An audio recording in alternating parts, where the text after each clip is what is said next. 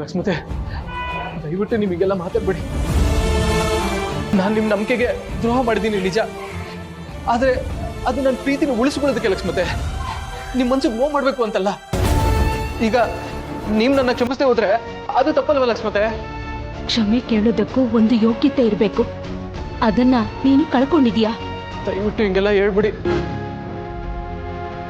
ನನ್ನ ಭಾವನವ್ರನ್ನ ಮದುವೆ ಆಗೋದ್ರಿಂದ ಎಲ್ರಿಗೂ ಇಷ್ಟು ನೋವು ಹೋಗುತ್ತೆ ಅಂತ ನಾನು ಯೋಚನೆ ಮಾಡೇ ಇರಲಿಲ್ಲ.